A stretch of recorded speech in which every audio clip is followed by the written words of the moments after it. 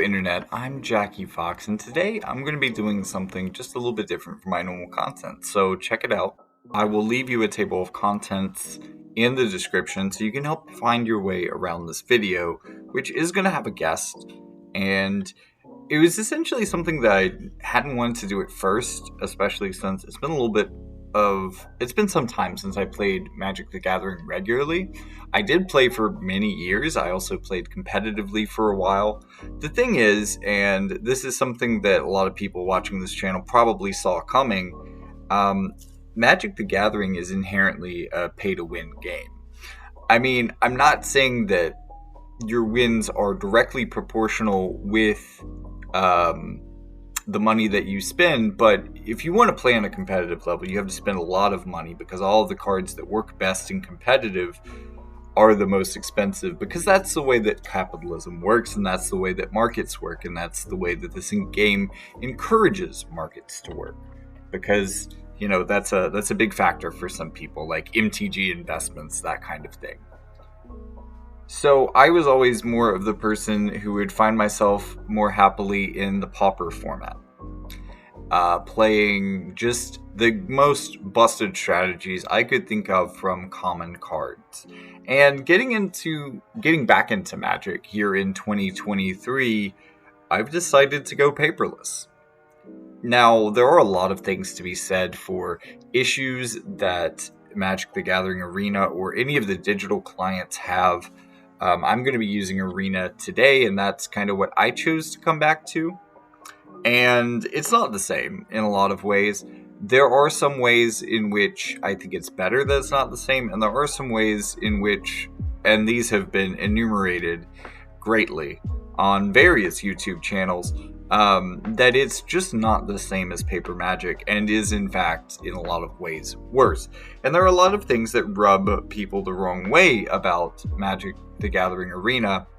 However, let's talk about its most basic qualities that make it ideal for a person like me coming back into this, or a newer player who's never played Magic the Gathering before.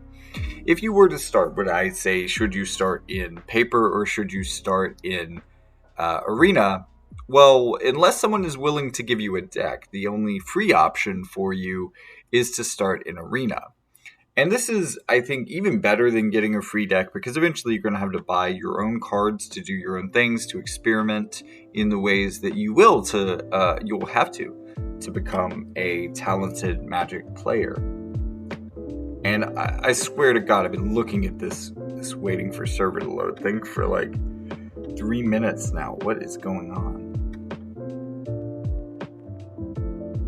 Editor Fox here. This is just a word of warning, but this is one heckin' chunker of a video, and while I think it gives you a really good roadmap from just started to intermediate player to even getting into some advanced techniques that are even a little bit beyond how long I've been playing Arena specifically, like I know what I should be doing, and I can kind of show you some of the mistakes throughout this video, but this is one of those things where hearing all of this all at once might be a little bit overwhelming. I mean, surely if you have the time, you can do it, and it'll give you a really good roadmap of where to take your account over the next couple of months. But again, it's a lot to take in. This is a big and complicated game anyways, so this might be a really great video to save to your watch later, and watch as much of this as you feel comfortable with on this take, and then come back to it, use the bookmarks to help you find your place in the video, and rewatch things as they become relevant to your account. Let's go ahead and restart that, see if that works a little bit better. So, the video that I've been asked here to make is kind of a walkthrough of not only like how to play Magic, but how to think about putting a deck together, how to run a deck, and just how to get started in general. And I'm going to try to do this in as much detail as is possible and through MTG Arena. So if you're looking to get into Magic but it seems too complicated, let me and my guest, who is my girlfriend and a brand new player to the game, so someone that I encourage to do all of this, someone who's maybe a month ahead of you in the process, there's still a lot of things about the game that she doesn't understand, because this is the most complicated game that there is. And for me, that's what makes it so enjoyable. There's so many little interactions and so many things that can happen, so many things that rarely do happen, and so many moments that, like, when you put a combo together in this game, it feels amazing. Because it's so particular, it can be very hard, and it can also be very, like, contextual, and you just stumble into just the right conditions to do this thing that you built your deck to do, that you've been waiting for it to do, and finally, the moment is here. It's just a really great feeling, and I love that so much about this game. As a newer player, getting yourself started and acquainted with Magic the Gathering Arena, let's make that part number 1. The first thing you want to do is the color challenge. This does, at least in my mind, like, as an experienced player coming back to this and playing this, it definitely, I felt like it refreshed me very adequately on what each of the colors was about. For blue, you learned that flyers could be dangerous, and you learned a bit about evasion. Actually, I don't remember so much what white was. White I think had a bit of removal, and a bit of smaller creatures. There's just a bunch of really common and basic fundamental Magic strategies that you will learn from this. So I think it's a pretty cool, like, tutorial. That being said, for a brand new player, it probably feels insufficient. There's just so much. Like, this teaches you the basic rules and basic stuff, and then you get out there into the actual game and you start getting hit with all sorts of keywords, unique cards, and unique interactions, and you see that the game is so much bigger than anything that could have been described there. So one of the next big things to do is the starter deck duel. So in this, you're going to get something very similar, but a bit more tuned, and also in the standard and alchemy formats. So alchemy is essentially standard plus digital only or rebalanced cards, whereas standard is a true to paper copy of the paper standard, so you can play alongside that. I had a lot of fun playing in standard, and standard is my favorite to play in here, and largely because this game gives you a shit ton of standard cards, especially through the starter deck duel itself and others. So it's a really painless format to get into at basically very little investment other than time. But as you're doing this, you're also going to begin to learn how the color combinations interact and synergize with each other through the starter deck duel. Each of these is a pretty good example of what you can expect a 2-color deck of that type to do, and they do what they do pretty well. These are amazing decks for new players. I think there's certainly complicated things in them. They're certainly not, like, meta-defining in any way. Like, you're not going to see many top-tier strategies that revolve around some of these deck lists. However, from there, because you only have to beat 3 of the starter deck duels, you have to get 3 wins, and then you get all 10 decks.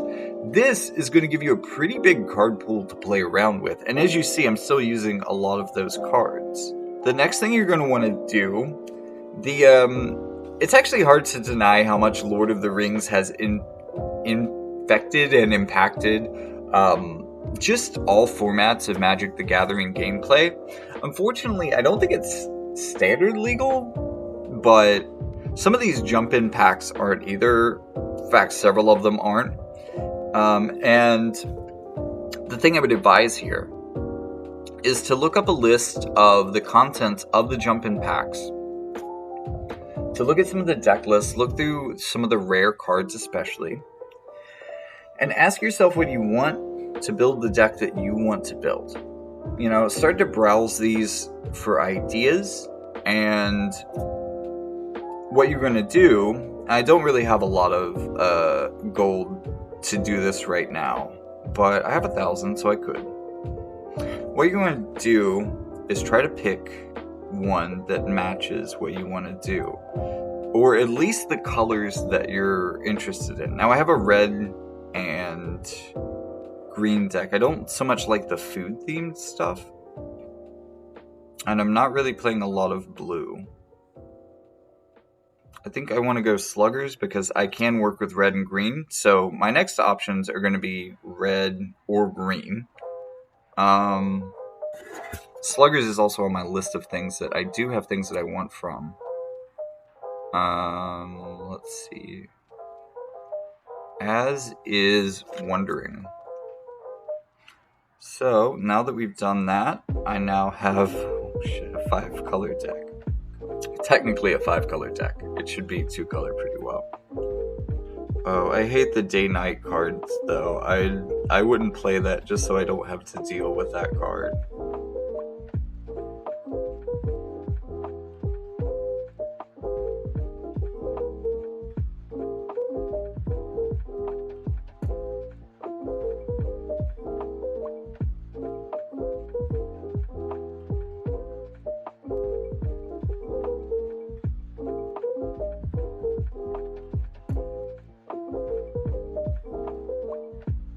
Well, one thing you'll notice from these decks is that all of the cards are one-ofs, and that you're only going to get about 25 or so cards from this deck. So you're going to get a bunch of singles out of these, and then you can essentially farm gold by doing the daily missions.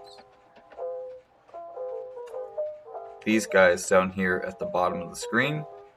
And then use that gold to buy entry into these. You have to win once to get a special card, and then after that you can just kind of resign and come back. You don't have to continue to win in the jump-in formats. You can just basically use them as a way of buying specialized theme packs in a way. And then you can kind of build your deck out through those theme packs. Finally, once you've done quite a bit of this, and hey, look at this visual glitch. You can start using wild cards, which will accumulate through opening packs. That's another reward that you're going to be getting. And you can use those wild cards to get very specific cards for your deck. One of the ways, and it's not super obvious how you do this right away. I know this was also like a question that my girlfriend had asked me as we were playing, or she had said pretty confidently, well, I can only craft more of cards that I have, right? And let me show you how that works. So now I have one more in my deck than I actually have. I can press right here, and then I could craft that. Very powerful card. Maybe it would be a fun one to craft as well. But not right now. I only have one rare wild card, and I have so many ideas. So you can do that, but if you don't have a card, as long as you go into options and hit not collected, these cards that appear grayed out, they're going to be the cards that you don't have. So let's say I wanted Broker's Initiative for whatever reason. I could craft it like this after adding it to my deck. But I don't want Broker's Initiative because that seems like not a great card. So with all of that being said, that's kind of how you get started and how I would recommend going about collecting cards for free within this game, and also learning how to play and also building your first deck. Especially as you're getting started with the game and getting started with low rank PvP in this game, you're going to notice that a lot of people are using these decks but slightly modified, and that's probably the way you should go at first too. For myself personally, and for the deck that I'm going to be showing you guys today a little bit later on in this video, I ended up modifying this deck right here. So I have some of the same cards even now, and during Bond Warden, Botanical Brawler, I just fleshed that out to a playset of 4. This is also where I got my Aquarian Beastcaller, Ozolith the Shattered Spire. I still use Dusk Legion Duelist, great card to get a +1/+1 counter on. But I ended up jettisoning some of the bigger creatures in this deck. While keeping cards like this, Kami the Whispered Hopes is really kind of the card the deck is built around. Also, nice, big drop. Instead of having these guys, these are actually pretty good. And I might I might actually drop that back into the deck a little bit, but I went with Titania's Command for a little bit of extra power and stompiness. Also, there's a Razor Verge Thicket in this deck, which is really cool and really helpful. So what I did was I basically took this deck and I'm actually only finding out, I'm only looking into like modern deck tech right now because it's been so many years. I'm not playing in paper, so I wasn't really looking at modern, but there's a very popular modern deck based around the enchantment Hardened Scales, which is actually available in Arena. I'm not going to be showing it to you today, but I could play that card in my deck if I was playing in Explorer. So this is essentially like a standard version of the Hardened Scales Growing Hope archetype. That's what I'm going to be showing you today. So how do you go about building that deck?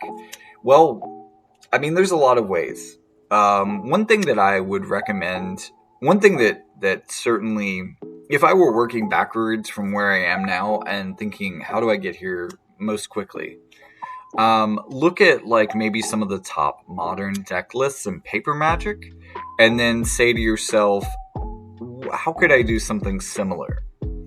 Another way to go would be to look for just top format decks in general. Deck lists are usually pretty well available online, so if you want to copy something that someone else is doing, you absolutely can.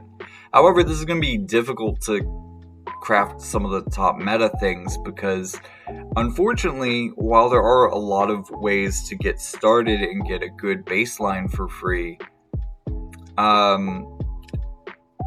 like really strong competitive decks require a lot of crafting, and a lot of crafting requires a lot of money.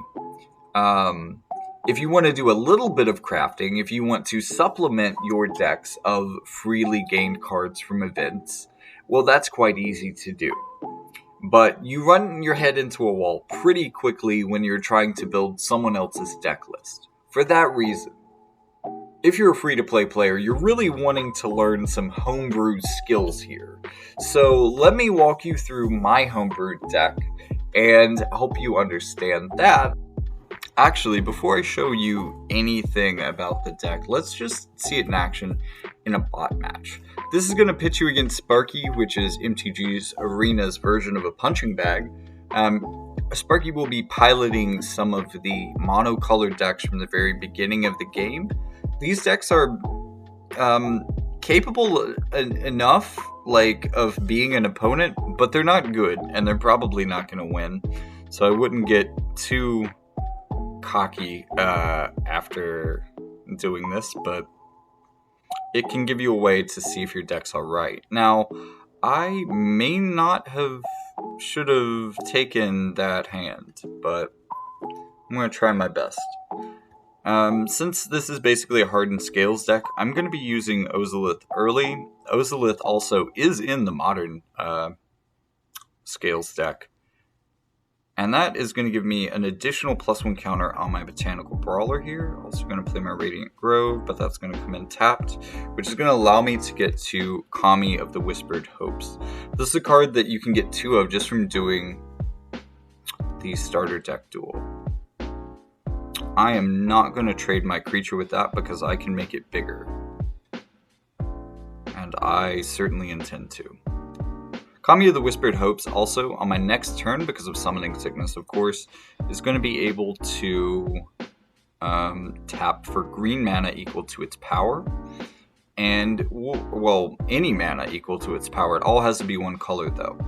I attacked there because I have a 3/3, they have a 2/2 blocking. They would lose their creature without defeating mine, so not profitable trade. I'm not going to block any of this either. I can't block the flying at all, and that's kind of problematic.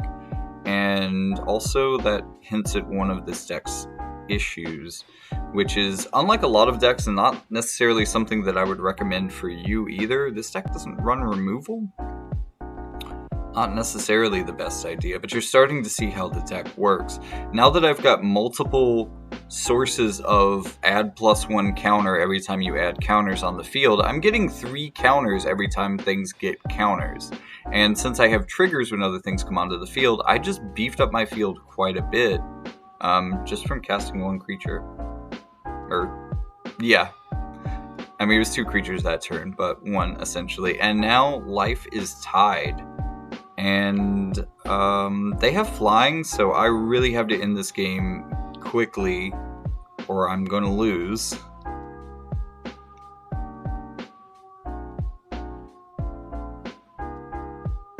Because now they're just flying over everything else for me. But that gets me 5 mana from lands. In addition, I have my Kami of the Whispered Hopes. That gets me to 6, which allows me to do the big final KO finishing move from this deck. Massive Bears. A ton of Botanical Brawler triggers. Some more triggers for my Quirion Beastcaller too. Made my Jawbone Duelist huge.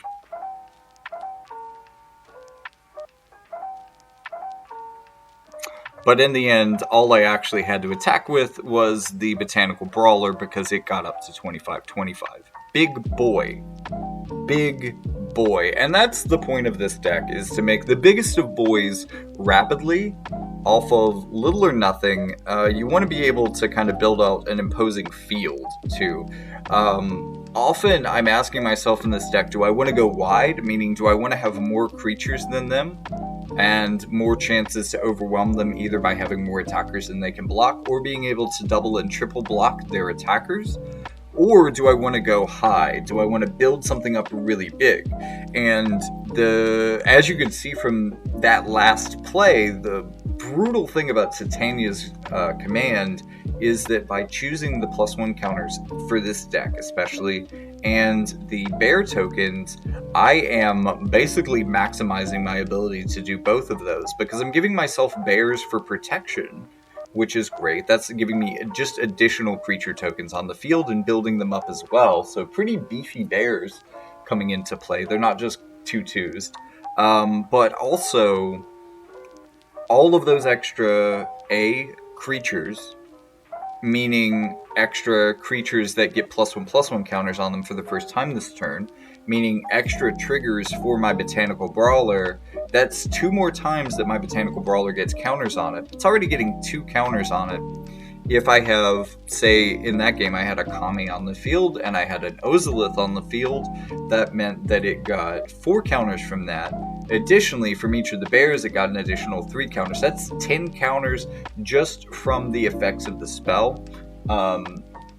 But when you count the fact that I had 3 more creatures on the field, that's an additional 9 counters, because each of them got counters and each of them cause a Botanical Brawler trigger. I know, it's a lot, and like the idea of creating, controlling, crafting, and commanding your triggers is important, but also we haven't even really gotten to the stack. Understanding the stack is also quite important, but we just haven't had a game that really involved that yet. And that's definitely a thing that you'll have to understand as a serious Magic player, or even trying to compete here. Because unfortunately, after you get out of the lower ranks, it tends to be a lot of people like me who've been playing Magic for years and really understand how this game works. And if you want to be able to compete with that, then you need to catch up. And one of the ways of catching up is going to be understanding stack. And really, like, the stack is one of the more technical aspects of Magic. I think for most of my time playing Magic, I didn't understand the stack quite right, and I still mess up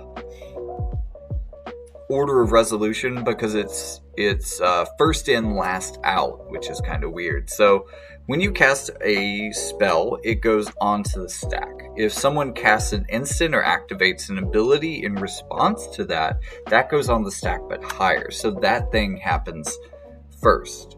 But then say someone else responds, that goes on the stack, it gets stacked on top, and that will happen first. Every time you add something to the stack, that gets priority, and it gets stacked on top of this pile of effects that's going to go off.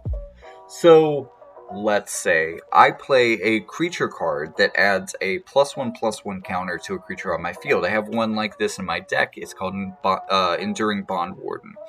I play the card, I pick a target for that +1/+1 counter. Then my opponent can say, let's say they're playing red, they could say lightning strike the creature that I'm targeting with the +1/+1 counter so that it dies before the counter is put on it.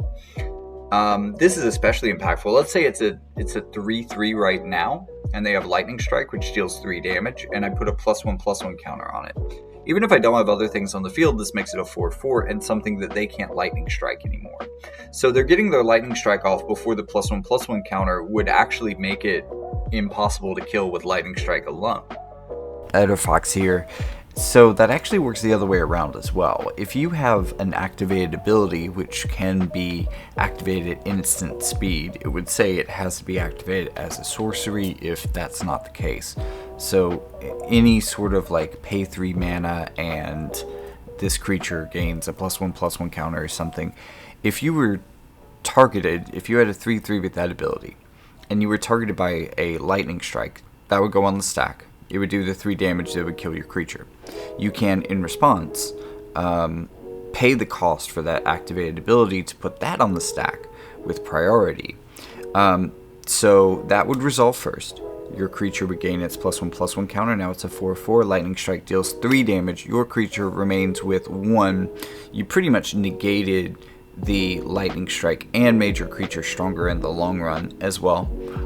But even things that just give it a little bit more power for that turn would be able to negate this as well. So even if it's just a little extra toughness to end of turn, that would be able to hop on the stack and prevent something from being lightning struck to death. So, that's the way that can work. If they counter my spell, that counter goes on the top of the stack. If they're playing blue, this could happen. That counter goes on top of the stack. My spell is countered, so the counter resolves. My spell disappears from the stack, and therefore the creature on the field never gets a +1/+1 counter because that effect happens when that creature comes on the field, and it doesn't because it was removed before it could.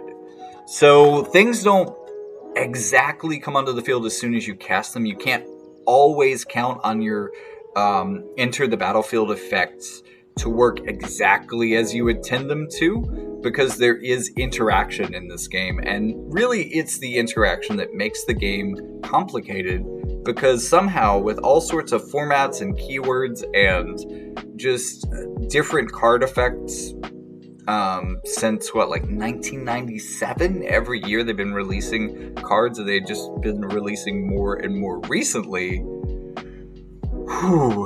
Okay.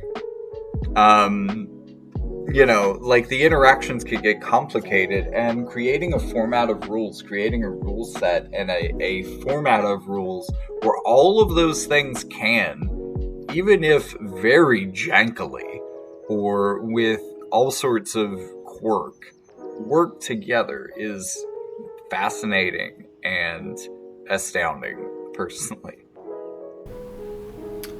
So now that we've seen the deck once and talked about the stack and some of the nuances of the game, I'm bringing in Ellie, who recently started playing as well. She's going to be playing against me today, and she, as a person who just started playing Magic, is going to be kind of our new player stand-in and is going to be able to ask some of the questions that maybe seem kind of obvious to me, but wouldn't to most of you. So to get things started, I've kind of arranged my deck on the screen by largely what it does. This isn't necessarily like the same way that I see people usually organize it, but it works for me.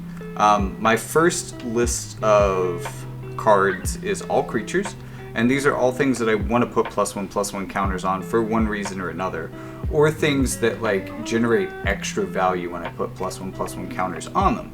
Dusk Legion Duelist is a really good example of that, being kind of the first card on this list. With Vigilance, this, if I build him up quite big, he can both be a really effective way to kind of whittle down my opponent's blockers, or even do a lot of damage, while still leaving myself with a good defender as well. But every time he gets a +1/+1 counter on him, the first time per turn at least, he allows me to draw a card. This is really kind of the only draw engine that I have in the deck, and if I had more of these, I'd probably run more of them. Jawbone Duelist has Double Strike and Toxic 1. Although that's effectively toxic too, because each of those strikes is going to do its own point of damage. This guy's in here because double strike, even though he's really small, at least starting out, every +1/+1 counter is essentially going to make him a lot stronger, both offensively and defensively. Like, he's going to grow faster in a lot of ways than other creatures would, just because he hits twice. With the Quirion Beastcaller, this starts out as a vanilla 2/2. It's a fairly simple card. Like, it doesn't have any special stuff going on it, except that whenever you cast a creature spell, you get a +1/+1 counter on it. Then when it dies, you can distribute all of its +1/+1 counters among any number of creatures that you control, where that number is the amount that's on it when it dies. So if I build this thing up to, say, like a 5/5 or 6/6, or if I even try to pump it up even higher than that, and someone thinks, oh, this is a threat, and destroys it, then I can potentially just spread its counters out all across my battlefield and really make an even bigger problem for them. For the Botanical Brawler, this is probably one of the bigger, like, combo pieces in the deck. This is what a lot of the things in the deck are meant to combo around. It has Trample, and it's naturally a 0/0. But when it enters the battlefield with 2 +1/+1 counters. So that's already something I can modify, and I'll show you how to do that a little bit later. But whenever one or more +1/+1 counters are put on another permanent I control, not just creatures, but anything that can get a +1/+1 counter. If it's the first time that +1/+1 counters have been put on a permanent this turn, you also put an additional +1/+1 counter on Botanical Brawler.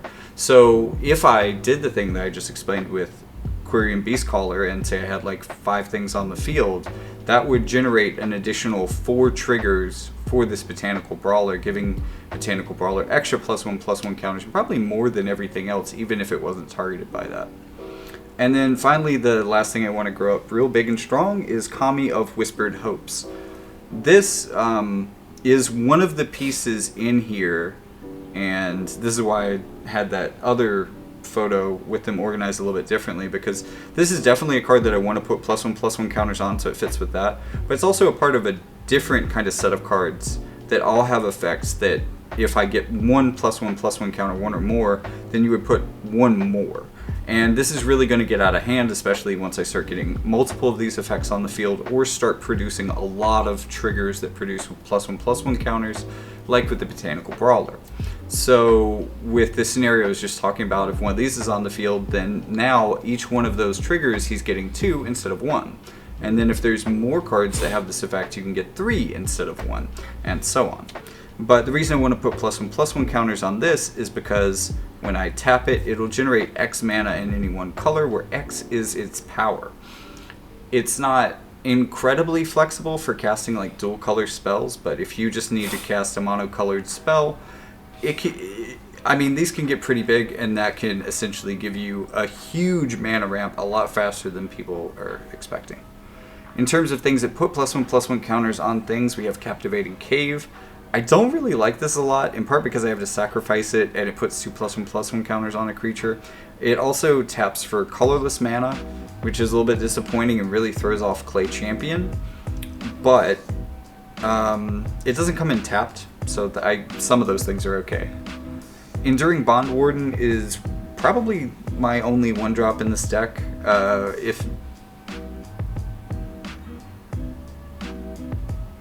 It is the only real 1-drop. There are other things I can play for 1, but this is the one real 1-drop. It has backup 1, so when it enters the battlefield, I can put a +1/+1 counter on another creature. If it's another creature, a creature other than yourself, because you can target yourself, it gains the ability to print it below this one until the end of turn. So for this, it's when that creature dies, it puts its counters on target creature you control. So kind of the Quirion Beastcaller effect, but a little bit different. And that also always triggers for Enduring Bond Warden, so if you build that up, it can give its counters when it dies as well. Ozolith the Shattered Spire is the other thing in here that gives me the 1 more counters effect. This is a 2-drop legendary artifact, so unfortunately I can only have 1 of these on the field at any time. But for 2 mana and a tap, it can also put a +1/+1 counter on something I control. Naturally, with this on the field, that's going to be technically 2, at minimum at any time that that's activated. So that's a really good way to get kind of repeatable +1/+1 counter triggers. It's not on your screen, Ellie, but I also added a copy of Agatha's Soul Cauldron, which is a 2-drop legendary artifact that honestly does a lot of stuff that this deck doesn't necessarily have much to do with. So I'm not going to explain the top wall of text there, but it taps to exile a card from a graveyard. When a creature card is exiled this way, I put a +1/+1 counter on target creature I control. So it's just a way to kind of get that +1/+1 counter every turn or so, or as often as I really can off of that. There's other things that it can do, but it's really dependent on my opponent's deck because my deck isn't built to take advantage of the rest of it. Siege Veteran. At the beginning of combat on my turn, I put a +1/+1 counter on a creature I control. So this is a repeatable way to get +1/+1 counters that I don't have to pay for. And whenever another non-token soldier you control dies, create a 1/1 colorless soldier artifact creature token. And I do have a number of soldiers in here, but it's not like the most common thing. Those tend to get removed pretty easily, so as a backup, I also have Fight Rigging. This is also 3 mana. It has Hideaway 5. So when this enters the battlefield, I look at the top 5 cards in my library, exile one of them face down. Although I guess everybody can look at that. It's revealed, whatever. I think everybody can, I don't know. You'll have to tell me if you can see it if I ever play this card. And then put the rest on the bottom of your deck in a random order. And then at the beginning of combat on my turn, I put a +1/+1 counter on target creature I control. Then, if I control a creature with power 7 or greater, I can play the exiled card with Hideaway without paying its mana cost. So that's basically a Siege Veteran that doesn't get removed by creature removal type stuff, so it might stick around a little bit better in fights where people are removing Siege Veteran too much. And it also potentially gets you a free spell when it pops off. And then we have Invasion of Moag. This is a battle. So it's another weird card type that people don't often have interaction for. When it enters the battlefield, it has the effect of putting a +1/+1 counter on each creature I control. If I have a couple creatures on the field and a Botanical Brawler, that just gets really crazy all by itself. But then if I attack it and defeat it, I get a 3/3 green and white creature that has Ward 2, and at the beginning of my end step puts a +1/+1 counter on a creature I control. So kind of like a Siege Veteran that activates at the end of my turn. And then one of the newer cards that I picked up for this deck is Virtue of Loyalty. So this has 2 modes. It's an enchantment for 3 and 2 white, so it's pretty expensive in that way. But it's also an instant adventure card for 1 and 1 white, which gets me a 2/2 white knight token with vigilance. So that's pretty nice for 2. That's alright. But then that would exile this card, or this kind of like exiles the card. I forget how to explain exactly how adventure works. I think it just kind of goes on a trip in your deck, and you can cast the other side of the card at any time. So you can get that knight out early, and then later on when you have the mana to pay for it, you play Virtue of Loyalty. As an enchantment, again, since this isn't a creature, it's going to be one of those things where they're going to need a different type of card to deal with it. And at the beginning of my end step, it puts a +1/+1 counter on each creature I control, and if that weren't enough, it untaps them all too. So boom, that's usually a pretty good way, and that's almost good enough to be in kind of the game enders. But that's kind of my next section. These have a more fixed mana cost because I have some more that work a little bit differently and that are situationally game enders, but sometimes not. So Tatiana's Command, 6 total, 2 of those are green, and I get to choose 2 of the following effects. I can exile a player's graveyard and then gain 1 life for each card exiled this way.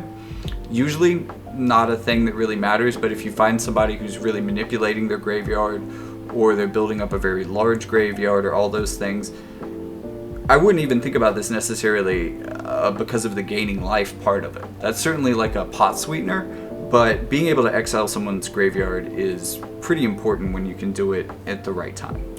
Search your library for up to 2 land cards, put them on the battlefield, tap, then shuffle. I usually don't use this one because I'm not ramping into anything bigger than this card, and if I am, like my X cost spells, I'm not doing it this way. So that usually doesn't matter to me. But if you have, say, 8-drop creatures, maybe that works for you. And then the two that I usually use is put two 2/2 green bear creature tokens onto the field, and put 2 +1/+1 counters on each creature you control. When you use those two together, you get 2 4/4 bears, and a whole heck of a lot of triggers for things like Botanical Brawlers. And then Gruff Triplets is 6 mana, but 3 of that's green. So this is really a lot more green to cast, but I have a pretty even deck, so I usually have 3 green mana by the time I get to 6. It's a 3/3 Satyr Warrior with Trample, but when it comes onto the battlefield, it creates 2 tokens that are copies of it. When any one of these 3 tokens dies, I put a number of +1/+1 counters equal to its power on the other creatures I control, called Gruff Triplets. So like naturally the way this would work out is you have 3 3/3s with Trample at first, then you have 2 6/6s with Trample, and then you have a 12/12 with Trample, unless people figure out more creative ways to remove them. But naturally with the commies and with the Ozolith, the Shattered Spire on the field, those are going to be things like 8/8s and 16/16s instead of 6 and 12. So they get really out of hand, and in addition, you know, all of those putting +1/+1 counters on multiple creatures are just more free triggers for the Botanical Brawler. So let's imagine you have, well, the next cards are some of my favorite in the deck for a lot of reasons, but let's just imagine you have a couple of scenarios. 2 of these cards can be cast for 1 mana if you want to, but flexibly they can be cast for several different costs. But let's kind of imagine them as big bombs. First we have Progenitor Exarch as 1 and 2 X's, so that means that you get basically, if you pay 10 for that X, you get X equals 5, right? Does that make sense? Okay, so for every X, you can incubate 3. So if I paid 11 mana for this, I would be able to make 5 incubation tokens with 3 +1/+1 counters on them. Naturally, this is a way to get a lot of Botanical Brawler triggers. I also find that like within the metagame, people forget that you have those on the field, and if you have mana to like use them, there's a lot of situations where people just won't think about reserving the creatures to block them. And sometimes you can just activate them and attack and you win. But also, since they come in with +1/+1 counters, their initial power is also kind of dependent on how many commies or Ozoliths you have on the field. So you can also make these come into the field pretty big. Then we have Jadelight Spelunker. This is 1 green and X. When it enters the battlefield, I explore X times. So let's imagine that I've generated like 15 mana, or 16, let's say 16. I have 2 8/8 commies on the field, so I just tap 2 trees and get 16 mana, and I explore 15 times. Well, anytime I don't get a land, I'm going to get a +1/+1 counter on the Jadelight Spelunker. Anytime I do get a land, it goes in my hand. That's nice. So this is a way to fish for lands, but also you're looking at the top card of your library, and if it's not a land, you can put it in the graveyard and leave it on top. So since I explored 15 in this theoretical, I'm looking at a fourth of my deck, potentially. And once I find that card that I really want to finish the game with, it can just sit on the top, and I'll just keep ticking off my +1/+1 counters, which hopefully are like +3/+3. If I get, say, 12 triggers off of that, then suddenly you have a 37/37 Jadelight Spelunker. It doesn't have Trample or anything, so that can be a little bit useless, but it does things. I like it. And then there's the Clay Champion. This one has a higher floor because it's 4 and X. But let me read this card, and it's a little kind of hard to wrap your head around sometimes. It's a 2/2, but it enters the battlefield with 3 +1/+1 counters on it for each 2 green mana spent to cast it. So say you cast it for 4, you pay 0 for X, it's all green. It's going to come onto the field as an 8/8 naturally. That's pretty cool. When it enters the battlefield, choose up to 2 other target creatures you control. For each 2 white spent to cast Clay Champion, put a +1/+1 counter on each of them. So let's imagine that you spent 4 white mana and 0 on X. This would target 2 creatures, put 2 +1/+1 counters on each of them, and you'd have a 2/2. So it's no longer an 8/8. Let's say you did both, you'd have a 5/5 and you'd put a +1/+1 counter on 2 different creatures. And then if you paid 16, I mean, you know, the options are endless. That's how X works. X's are great when you potentially have something that can generate a lot of mana in your deck. Because, again, with the Jade Light Spelunker or the Progenitor Exarch, I could cast those for 1 if I was so pressured to, if I really, really had to. If I'm really early in the game and I'm stuck at 2 mana and I need to try to find a land, I can cast a Jade Light Explorer or Jade Light Spelunker for 2 and have it explore 1 and try to get a land off the top of my deck. You know, there's things I can do with that. And then I sorted them into my lands, but I have Alabaster Host Intercessor for 6. One of those is white. This guy can 3/4 that can exile a creature opponent controls until it leaves the battlefield, but it's in with the lands because I really mainly use that for plane cycling too, which will get me a planes for 2, which is cool because even if I start with like 2 green sources and no way to get white, I can use that to get white. And then I also have Nurturing Bristleback for a total of 7 mana, 2 of that being green. It's a 5/5 that gets me a 3/3 dinosaur token, but it has forest cycling too, and that's what I usually use it for. So I guess I could hard cast those, but usually I have better things to do with my mana than do that. So they just kind of sit around. And then for a few other lands to mention, Restless Prairie can be turned into a 3/3 white llama, green and white llama, if I want to. And whenever it attacks, my creatures get +1/+1 till the end of turn. So that's an interesting thing for a land to be able to do. Just turn itself into a llama. Razorverge Thicket's cool because it gets me a green-white land that comes in untapped if I get a really early start with it, if it's one of my first 3 lands. And then Hidden Courtyard, I can blow up real late game. I sacrifice it and pay 5 to discover 4. Which means that I reveal cards from the top of my deck until I find one that has a mana cost of 4 or less. This is going to hit most of my deck, like potentially this could be an Invasion of Moag, or something you're potentially putting +1/+1 counters. Maybe it's just a Botanical Brawler, but that could be great too, you know? At this point in the game, if I'm sacrificing my lands to discover, I've run out of other things to do, or someone's made me discard my hand or something. I'm really just fishing, so... Or maybe I'm already winning, it's just like, time to roll the dice. Face it, Discover's fun.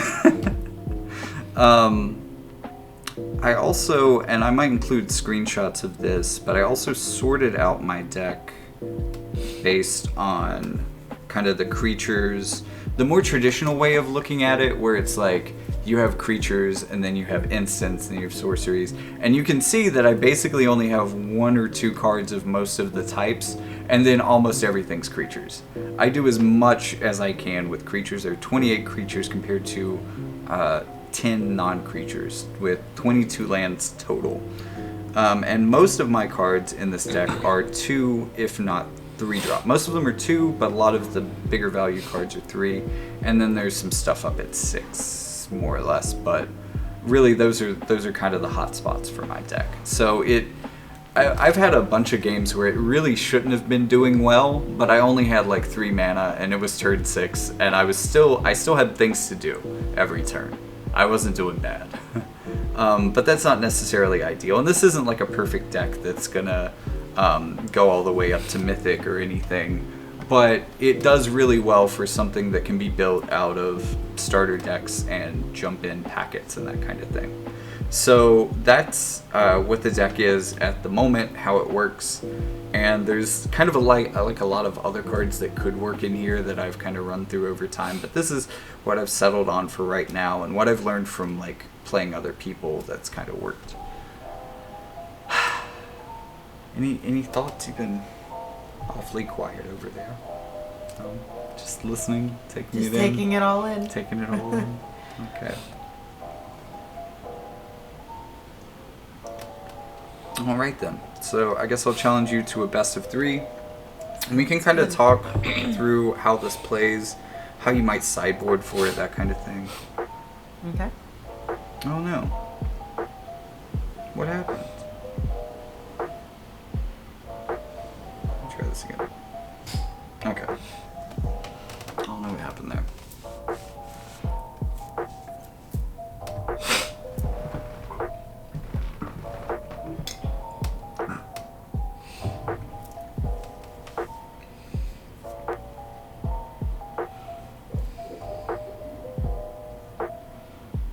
Okay, so do you want to give people a little idea of like what to expect out of your deck, what you're expecting it to do, what you're hoping it will do, how it will play?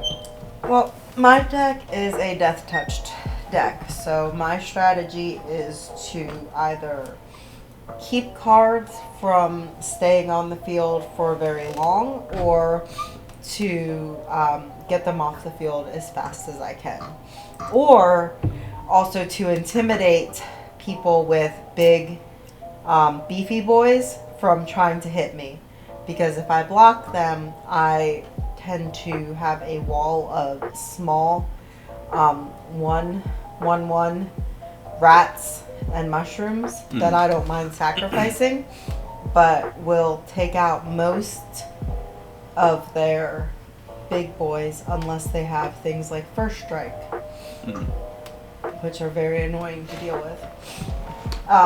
So I have a question for you. This is one that comes up. Do I want to draw first or play first? You want to play first. Why? Because you get to do things first. Okay. You get, like, you know, every turn, every 2 mana, 3 mana, every kind of increment like that, if you think about it as kind of like a ladder or steps moving up, every one of those is going to be more powerful than the last. So being the first person to hit that threshold every time is helpful. Okay. Even if I can't do things on the first round? Yeah. Okay.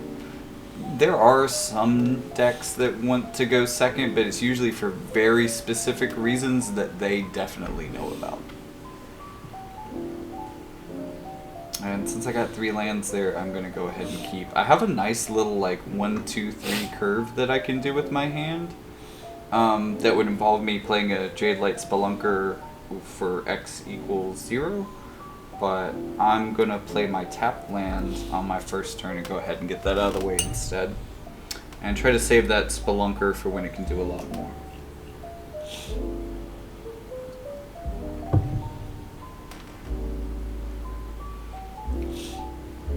Yeah, I just took the real risky move of my opposite situation I'm in, of usually no land, mostly land. So since I had white out and I'm green-white, I'm going to go ahead and play my forest. So I've got my bases covered. I have, well, 3 options here, actually. I know that my opponent is going to find the Jawbone Duelist intimidating, but I'm going to go with the Quirion Beastcaller, because I think that that's just, when you have it at your 2-drop, that's probably the thing you want to play first for a lot of reasons.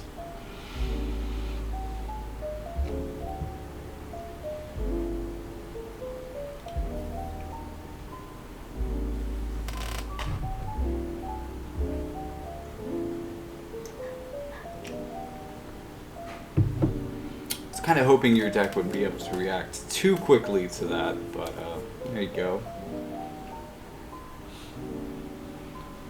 Okay, so we're at 3 mana, which means I can go ahead and put a tree on the field. Should we be announcing what we do, like on a paper game? Should we be calling out what we do Sure. if it's a paper game? Sure, I think that's probably more entertaining for people to listen to. It probably makes a lot more sense for like newer players. Right. That's one of the parts of the digital experience I think is really like counter productive for new Probably players. gonna be bad at calling it out because I don't play paper Magic. I'm gonna throw a forest out on the field, and I'm gonna play my Preacher of the Schism. Okay. And get that out there. Okay. Start doing some damage with that, and go ahead and attack with my Typhoid Rat. Okay. Well, I'm definitely not gonna want to block that. Oh no. So I'm just gonna let that 1 damage through. Okay. I'm gonna go to 4 mana.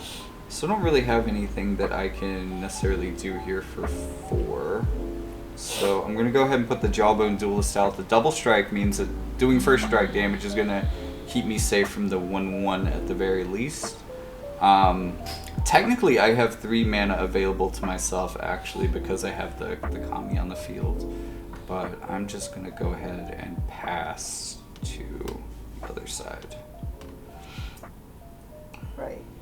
Well, I'm going to get another Swamp out there. And get my Death Cap Marionette out. Ooh. Love that little guy. Gonna give me the option to mill 2 cards, but I'm not going to take it because I cannot do anything with those milled cards.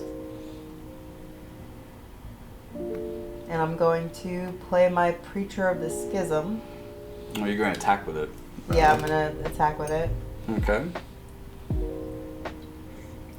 And because I have the most life, I draw a card and lose 1 life. Nice. Very good. Sorry. Let me let that resolve for you. Okay, so I am going to go on a little bit of an adventure here and play Arvindale Fealty. That's going to give me a 2/2 Knight creature token. And then I'm going to double block this guy. It's going to give me 4 total damage. And I am going to bite down with my Typhoid Rat on your Jawbone Duelist. okay, And get that good deal. really annoying card out of the way. I don't even really care about blocking anything else. I just don't like that card. Nice. Okay, I'm going to play my Captivating Cave, and then I'm going to cast this Virtue of Loyalty from Exile. And I'll pass.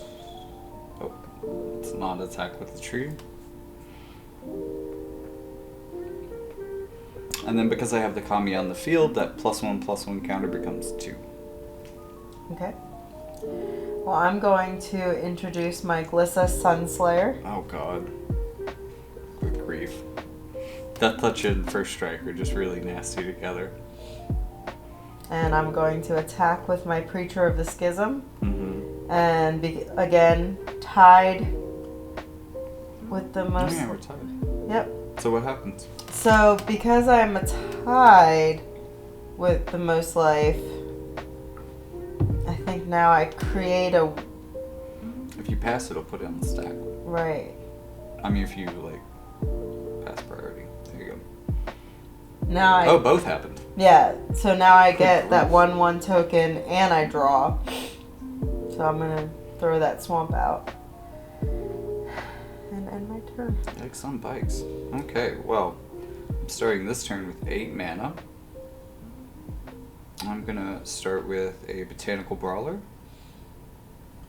And then I'm going to play Gruff Triplets.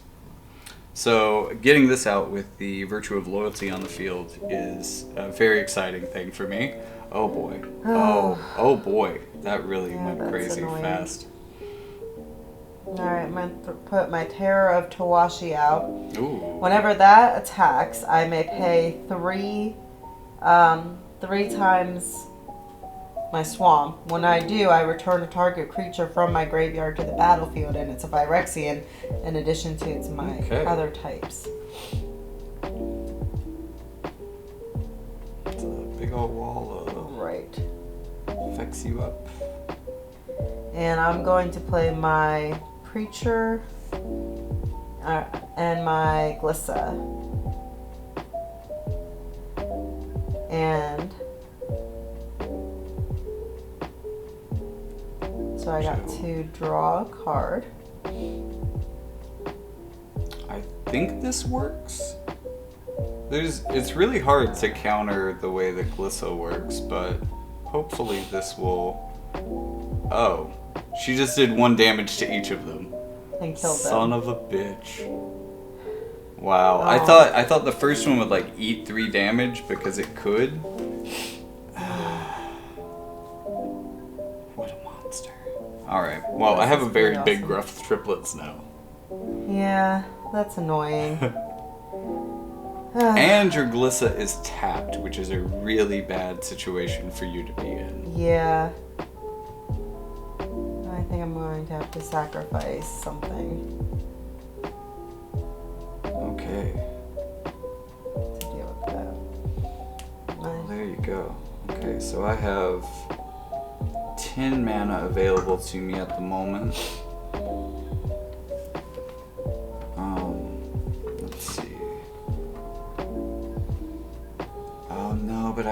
tap it to do that. Yikes.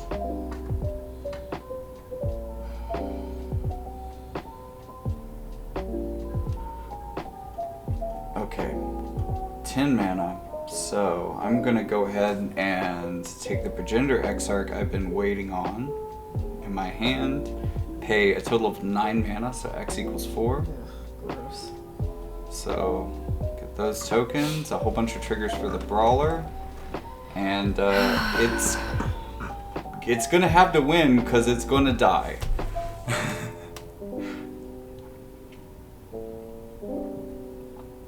So right now you have to be able to stop 7 damage, and I think you have... Not enough.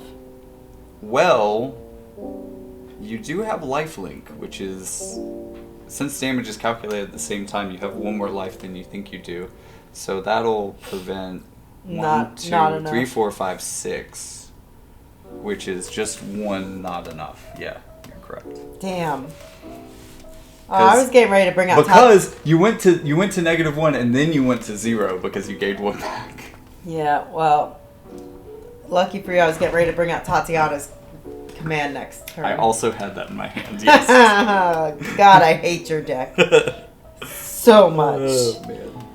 All right, so let me think about like what in my sideboard would make me better against this deck.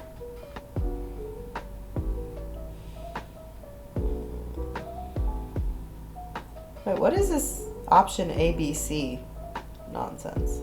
I'm not really sure. I think maybe it's different like sideboard options, but I don't know how much I trust automatic things like that in games like this. I can't even really tell what the differences are between them actually.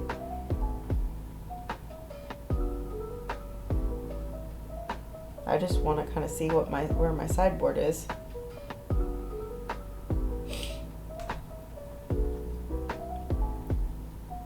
I don't know, option A, B, and C all look the same to me. So I guess I'm just gonna hit done, because I can't see the difference. Well, what I'm doing is kind of removing cards and adding the ones from the sideboard. Well, I don't know I didn't know how to do that, and I already hit done, so I guess it is what it is. Okay.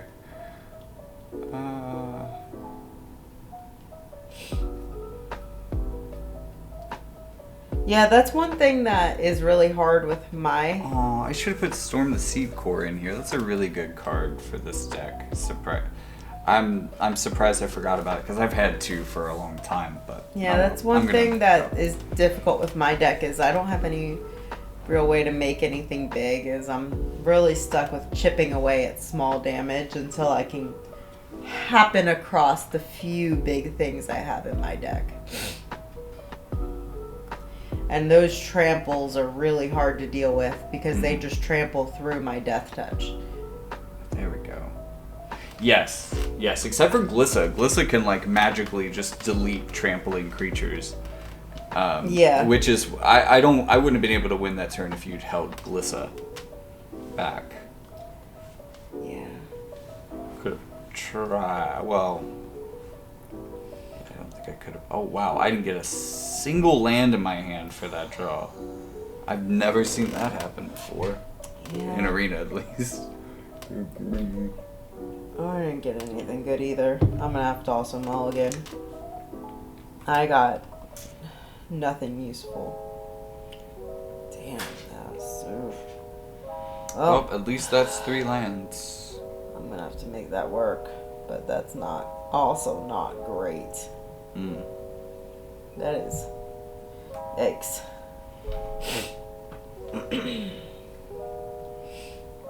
There's one card that doesn't necessarily work with what I had, so I'll pitch that and keep with the rest.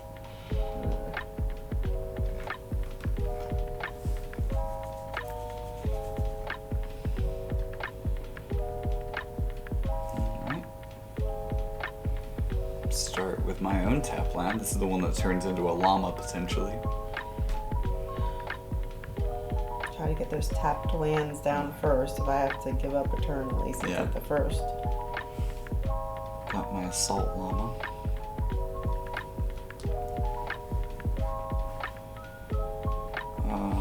Well, it's not the first card that I had wanted to play, but since I saw a Typhoid Rat...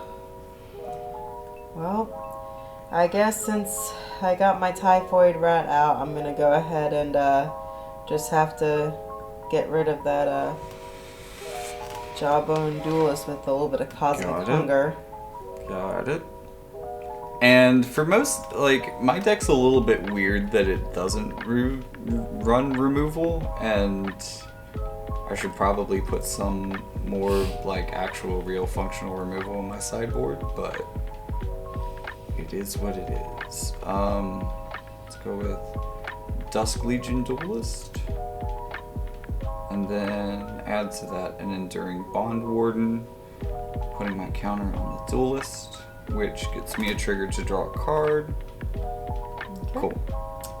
Well, I'm gonna go ahead and bite down with my Typhoid Rat on that Dusk Legion Duelist. Okay. Does that... Do you need a backup trigger? Nope. No backup. No backup for you. Alright, well, I'll take the one. Let's see.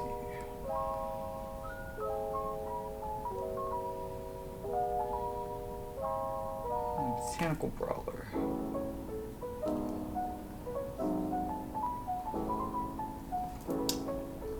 And I hate to say it, but I'm gonna also go ahead and bite down on that. bite down on that while I'm sitting here with a rat that really just likes to bite. Very nibbly boy. I'm just gonna do a bite also on that. And that's really just my big strategy is when I see a card that I just don't like the look of, just get that out of here. The downside to this while it's working is that you're not particularly intimidating or like kind of intimidating me into doing anything that's like putting any pressure on my side of the board. No, the best that I can hope for is to just get you from putting down anything. Mm-hmm. While I try to do a little bit of damage and get some cards, get me some mana built up to put some bigger cards down. And when I'm playing Arena, just kind of hope to annoy the other player into conceding has worked quite a bit as well. Okay. Made some little pod people.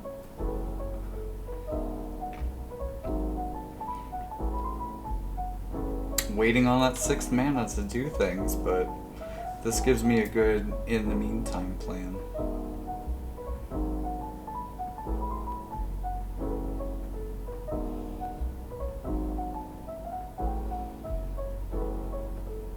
Okay, 5 mana available. Yeah, unfortunately now I'm just top decking while waiting for you to be in the same position I am. Yeah, tap the Progenitor to get one of these guys onto the field. Pay another 2 to get the other one up. Gross. Since you decided to tap out to attack me. Yep. And these guys go through their Summon Sickness as tokens. That sucks for me. I forgot about that. One here. I mean, it's not the hugest swing in the world, but against a defensive deck, you get them in when you can. Miss would have been nice.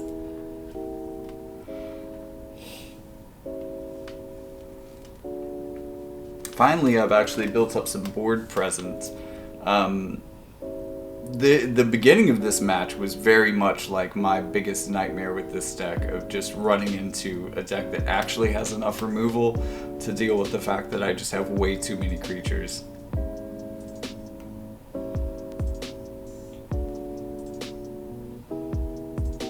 Alright.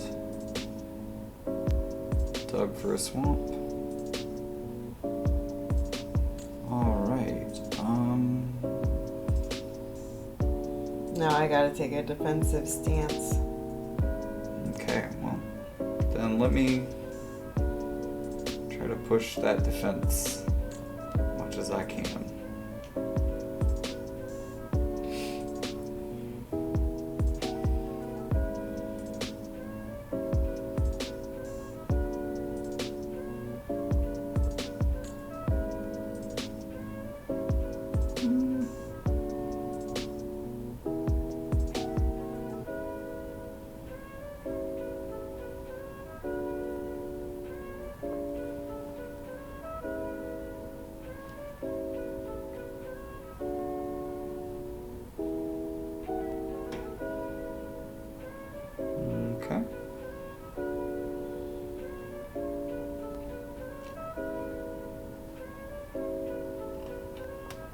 love the fact that Virtue of Loyalty untaps them too.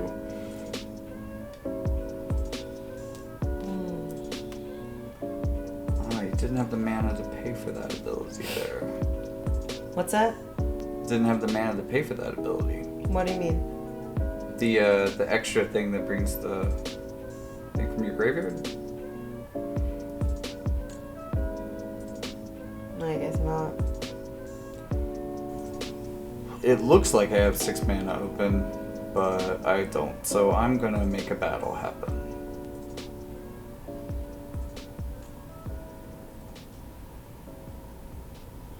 God, I hate Siege Veteran. All right.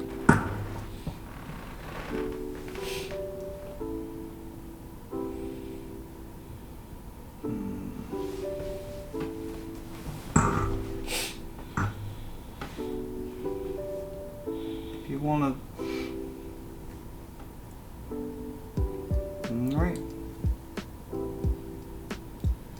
Just go ahead and keep chipping away through my wall, I guess, and I'll just keep Okay. turning the favor.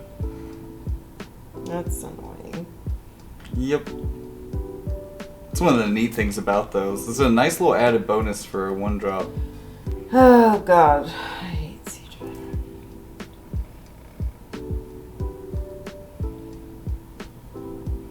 Oh, because I don't have 3 green. Yikes.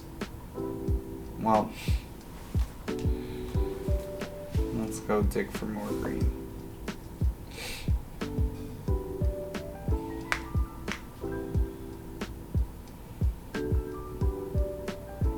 And then blow up a hidden courtyard. Oh, good. More of those cards I hate. Shotgun duelist.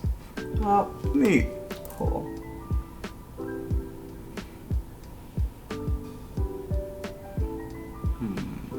Wonderful. With no attacks, I'll make him potentially. He might be big enough to attack later. Oh lord, this is one of the most powerful cards in the game right there. It doesn't matter. You've pretty much won. at I this don't point. know. You've managed to keep this one pretty even. I guess I don't have enough mana to be able to strengthen that. Oh no. Well, Can't strengthen it this turn because I put Shieldred out. okay. So now I've got to choose to draw. Ain't that intimidating? And lose 2 life. And then I'm gonna play Gruff Triplet since I finally have my triple green.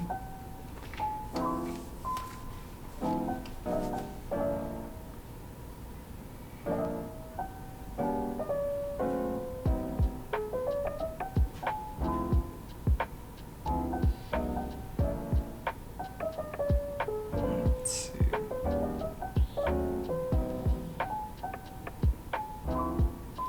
Yeah, my only hope at this point now would be to protect Shieldred and just keep you drawing. Yeah. And I can't do that. It's gonna be hard. But yeah, the Oh, I paid it. Now I can pay the ability.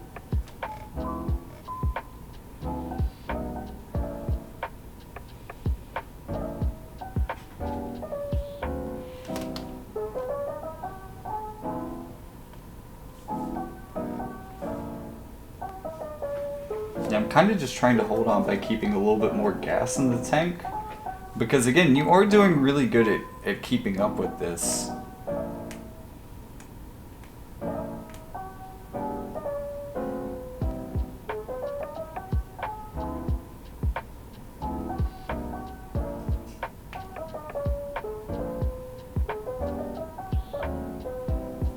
Okay, now I've got Loosen Life. Oof. That doesn't feel good. The Botanical Brawler on the field. I don't know how you're concerned. Alright. I think you'll be fine.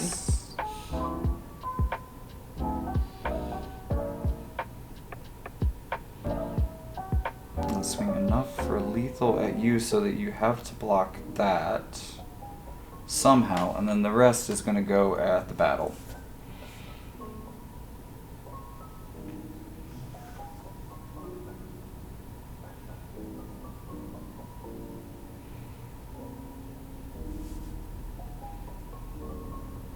I could have, and I always make this mistake with battles, I always overcommit to them. I could have actually put that other 4/4 on you to put even more pressure and kind of force you to block the Jawbone Duelist. But we'll see what happens. Oh. Well. My best hope is to keep Shieldred up. It's the only way I'm getting damage in. I mean, if you lose, you can't win, so... I couldn't see where all the lines were going. Okay. I thought I had more line. I thought that was the only thing hitting me. No. And I was losing anyway. Yeah. I had you were losing, but you did really well that. early on. Like you kept me from building up a board presence, which meant that like I had a lot of things that were kind of sitting in my hand. Like I had 2 invasions in my hand since really early on in that game, and you just made it. You kept it in a place where it just wasn't good to play it because it was 4 mana to get like what 1+1/+1 counter on something. Yeah. Yeah, that's the thing is I don't get board presence with this deck. The best I can hope for is to be annoying. And without, I don't know, I think when I took out a lot of my removals to try to bring this deck back down and try out a couple other things, I lost a lot of my board presence to deal with the combos that you have going on. I just drew a really neat card. Interesting. I like things that can become copies of things. Yeah. Those are fun decks to play. Yeah. Yeah, I think when I took out a lot of my like murder cards and things like that into the sideboard, my deck lost all its oomph. No, absolutely not, because you were doing as much or more with all of your bite down and stuff cheaper. Maybe. And also, like, double black in the Cost of Murder is pretty hard to pay. Is harder to pay in a dual color deck because there's going to be a lot of turn 3s where you have 3 mana, but not 2 of it is black. Well, I feel like there's kind of levels of like newer player deck building, and I think your deck kind of falls more into the defensive mindset for decks, to where you're a little bit more focused on not losing. Well, that is a good strategy, is to try to not lose. Yeah. That's the only way that you can win is if you don't lose. That's what I found. Well, you've got to win at some point, you know. Yeah, you just keep you not do that losing by not forever. Losing. I mean, I guess. Well, what I found is if I keep losing, if I keep losing, then I never win. Yeah, there's a little bit of a catch-22, I guess. But I'm just saying that, like, it's a little bit slower. Like you've figured out a way to like engineer really safe bets to be able to get a couple of points of damage across, but there's not like a strategy that builds that up into something bigger necessarily. Like, right. I really wish you had got Tatiana's command out, because that's a really good thing for beefing up your deck, because you do tend to get a good bit of board presence, and especially with the modifications that we did before we played, like putting all this bite down and cosmic hunger in there, like you can really utilize that Deathtouch to make your creatures into real lethal weapons, that in a way that's kind of Tatiana's command is the only card I have that can build, and then I just have a couple of the larger Deathtouch creatures in there, like Scream Puff. So my winning strategy that I have found is if I can get Malakir Coldblade, because I can build that every time a creature dies, although that is not a Deathtouch card. that just benefits off of my Deathtouch. Yeah. Because it's every time I kill something. Glissa, because that has that first strike and Deathtouch together. But usually what I have found, and then the Phyrexian Obliterator too. I haven't been able to play that card. Ravager? It's the Phyrexian Obliterator, so that every time that I deal damage, every time a source deals damage, the source to the Obliterator. Right. That source's controller has to sacrifice that many permanents, but I've been able to play it. I've just played that card. I haven't been able to play it. I played it in a fight. But if I can play Glissa, my Sheoldred, my Terror of the Tawashi, because I'm bringing cards back from the graveyard. Yeah. And then Tatiana, that's kind of my winning combo. Because Sheoldred, even if I'm not fighting with it, but it's just on the field and they're losing life and I'm gaining life. And then I have Glissa. So especially like with you, with your incubators and the way that you're putting counters on. Oh yeah. I'm taking 3 counters away every time Glissa does combat damage to a player. Which can, at the right time, kill a Botanical Brawler. Just make it a 0/0 right. And poof, it's gone. My Archfiend of the Dross is intimidating, but I have to hold back a murder card or something if the other person doesn't get scared, because otherwise I will lose the game in 4 rounds with an Archfiend of the Dross. But like usually in most matchups, Archfiend of the Dross can probably either finish the game or get killed by that point. I don't usually make it. Usually Archfiend of the Dross doesn't stay on the board long enough to hit. Exactly. I think one of the scenarios that it would, though, that would be really, really bad for you is if it, say, got pacified or something, to where it's still on the board, but they don't have to destroy it. It's not going to be attacking. No one ever pacifies it. Yeah. So that's like a thing that you would have to worry about against white, but like other colors, you just wouldn't. Now we did play. You watched me play a game that was really funny, where someone took my Archfiend of the Dross and put it on their battlefield. Yeah. While I had a Glissa out, which was really funny because then I was prepared to take those counters off the Archfiend of the Dross with a quickness. Yeah. But I didn't get to take it, but talking about a way to end the game real fast, I was prepared to do that. But I will say a lot of wins that I've had have been, when I get that Sheoldred, that Tatiana, the Glissa, like Terror of the Tawashi, and then I get a concede. Like I don't even get to play the game out there. But another heavy hitter that I have out is a Writhing Necromass, which is expensive, but it costs 1 mana less to cast for every creature in my graveyard.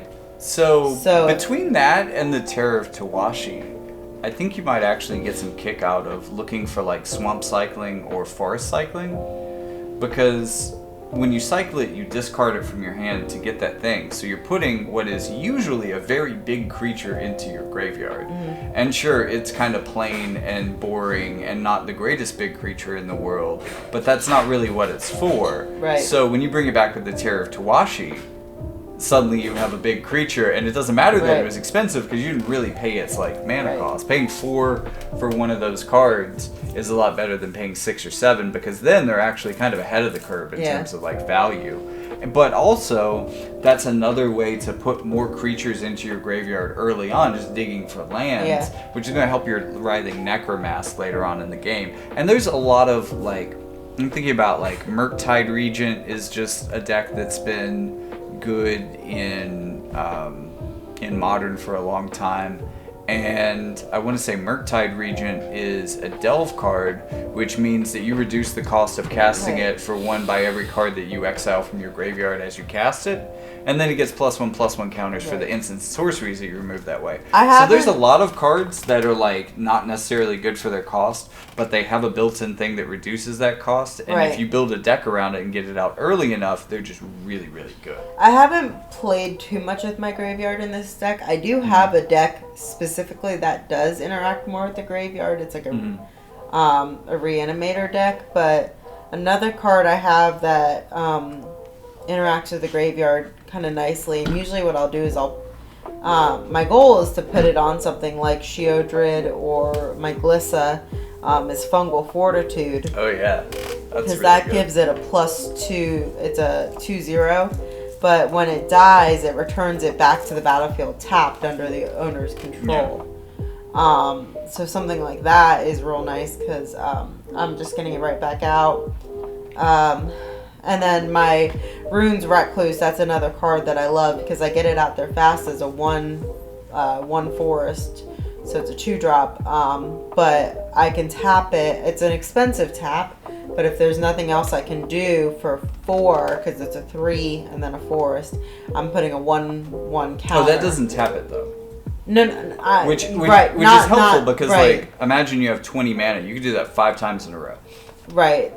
I didn't mean to be tapped, but I meant to. It's an activated ability. Right, to activate ability, I can grow it. So if there's nothing else I can do, at least once around, and I have that much mana, then I can grow it.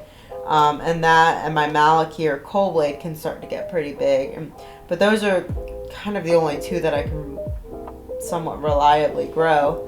All of my other big ones,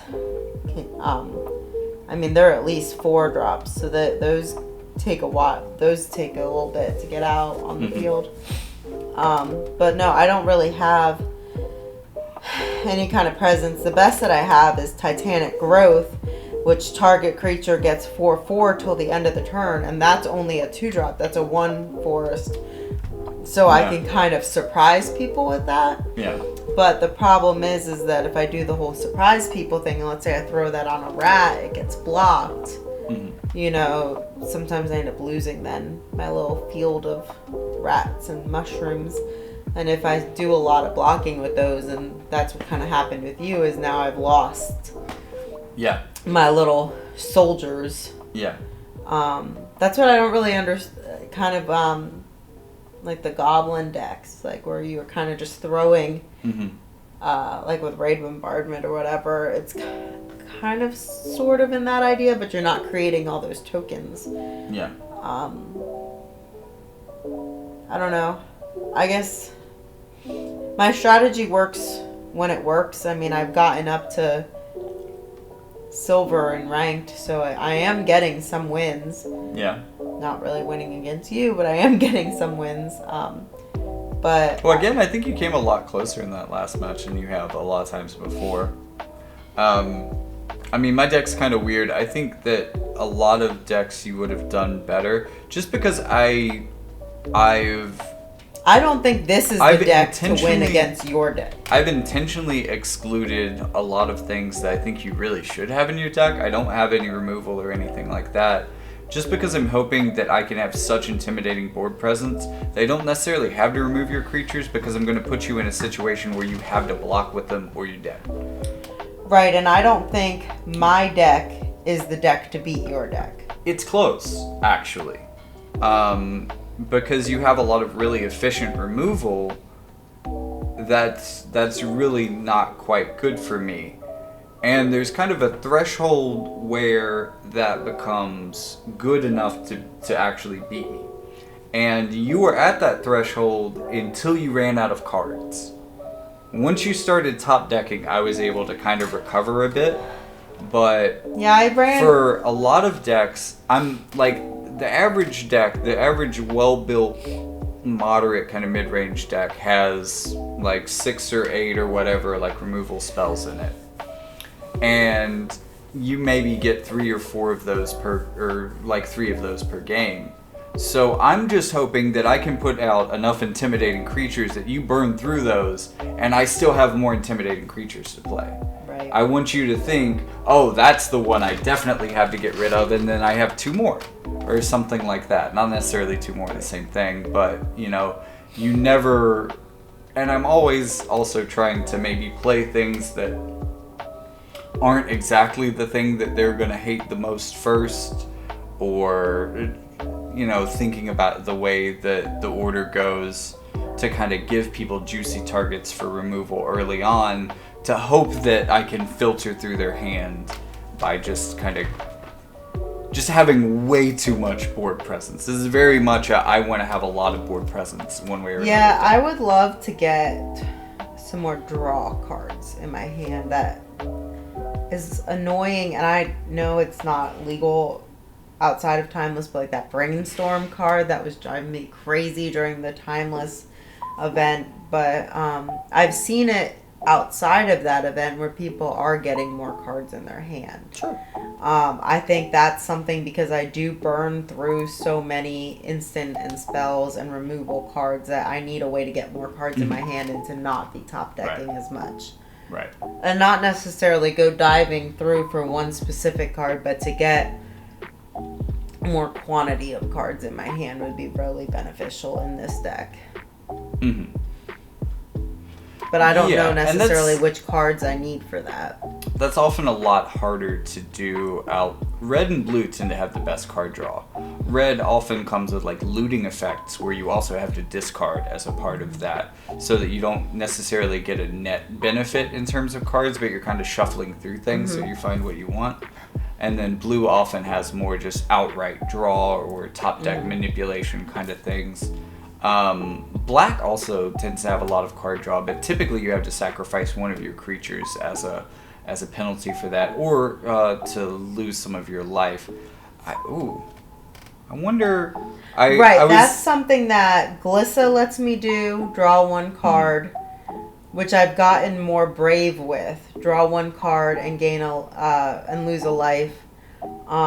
Or remove, instead of removing the counters or removing an enchantment. And then my Preacher of the Schism, if I have the most life. So if I attack the creature or the player with the most life, then that's when I create the 1/1 white vampire token with the lifelink. If I have the most life, that's when I draw a card and lose 1 life. So I do have 2 draw 1 card options, and I have gotten more brave about losing a life and sacrificing that 1 life to get a card, because I do need to kind of have that influx of cards, especially if I have Sheodra. I'm glad that I have taught you that trading 1 life for a card is a great deal, because this was kind of like a staple of black card draw for a while, and Sign and people always wanted to do that. That was a great card for like, especially for more of like a mono black deck, since it is 2 black really early on, no like neutral costs in it. But you know, that's kind of what they have to do to get their card draw, because not every element gets it easily. There are some effects with white cards where you can get card draw, but a lot of times it's like you get it for putting small creatures onto the field or something like that. So there are kind of hoops that you can jump through with other stuff. One thing that you might also look at, there are some small like 1 to 2 mana artifacts. I'm thinking Prismatic Prism is one of the most common ones, that often like mana fix or something for you, and then you can sacrifice them and you can draw a card. Right. Those get subbed into decks that aren't necessarily in the colors to do that stuff. Right. That just want little things that they can throw out onto the field. Well, being able to get my Scream Puff and Sheodred out there make me feel a little bit braver about sacrificing life, because Scream Puff, if I hit, I create a food token, which then I could sacrifice for I think like 3 life. Yeah. And then Sheodred, I'm gaining 2 life every turn. So if I'm gaining 2 life every turn, I don't mind sacrificing. I could sacrifice 2 life every turn then between Glissa and my Preacher. And then the Scream Puff, that gives me 3 life. I mean, if I have Sheodred and I'm attacking with my passive with Sheodred and then I'm attacking with my Scream Puff, I mean, I could be getting 5 life every turn. Yeah. So, you know, trying to get as many draws as I can. It's not quite as good as the 7 draws I see some people get, but at least getting some cards here and there. But then that might have been during Timeless. That might not even be a legal card. Well, no, it can be, especially for like red, sometimes blue. That's more of a red thing than a blue thing, but there's stuff that like maybe... I mean, I think there is a blue card that's really expensive, like 7 or 8 mana, that lets you draw 7 cards. It's usually and there's a blue couple deck that are probably red that can do it for maybe 5, but you also have to discard your hand to do it for those. It's usually a blue card that I see. Okay. They're almost nearly out of... They're nearly top decking, and then they like hit with that, and they get a completely refreshed hand. Yeah. And when I'm top decking, that's very annoying. That's exactly what you would want to do when you were top decking. But yeah, you would certainly have to add blue to make that even something, or blue or red, really, to make that possible, depending on how you want to do it. But that might be like a bridge too far and kind of stretching your idea too far. No, I would not want to do a 3-color deck. I would maybe blue. I already have a blue and green in my Venom deck. That would be something that maybe I would consider there. But not in this deck. What would you... I mean, there are... But in order to improve this deck, other than ways to get more cards, just so I could have more ways to get things to kind of throw at it, what would you suggest? I mean, I think you and I play very differently. So, I don't know, kind of considering my play style, what would you suggest in order to improve this deck? Well, if you're looking... Well, yeah, it is kind of a shame that there's not a lot of bigger draw, and if you're drawing for, like, removal spells, this isn't necessarily going to work. But one card that came to mind would be Elvish Farsight. It's just like a 1-drop green that... So Scry 3 is going to let you look at the top 3 cards of your deck, put them in any order, move any number of them to the bottom of your deck. And basically that's going to allow you to engineer a situation where there's a creature on top of your deck, most likely, if you have a number of creatures in your deck. And then that allows you to go to the second part of the card and hit that trigger and draw that. So that's almost a very blue card. In fact, the way that those effects trigger, that is in some ways better than a blue card, except it's very specific to creatures. Like, I think there's a really good 1-drop blue spell that's Scry 2 draw. So this doesn't allow you to draw things that aren't creatures. But I would be reordering my deck? Those top 3 cards, potentially. You could put them on the bottom of your deck, or you could rearrange them on the top of your deck. But I could only draw it if it's a creature. Yeah, so ideally you'd want to put the creature on top. Okay. But I wouldn't be discarding them if they were spells. I would just be putting them to be drawn next. Yeah. Okay. So if you saw a spell that you really wanted to draw on your next turn, you could set that up by putting it as the second card on your deck under the creature. You draw the creature this turn, and then next turn you have what you want on top. Okay.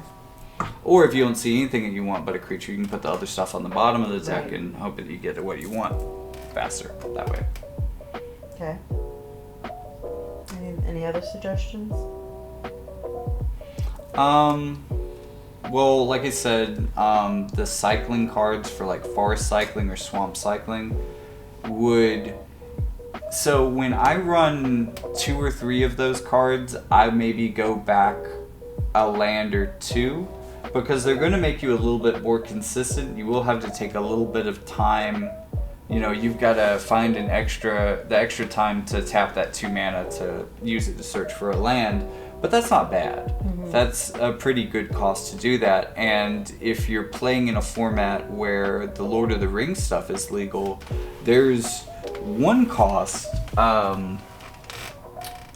basic land cycling, or not basic land cycling, but land type cycling, with the cards in that. And there's one card for each of those. Probably the best of those is blue. It's like a 5-drop draw 3, which isn't great, but we were just talking about how it's nice to draw and how blue gets all the draw spells.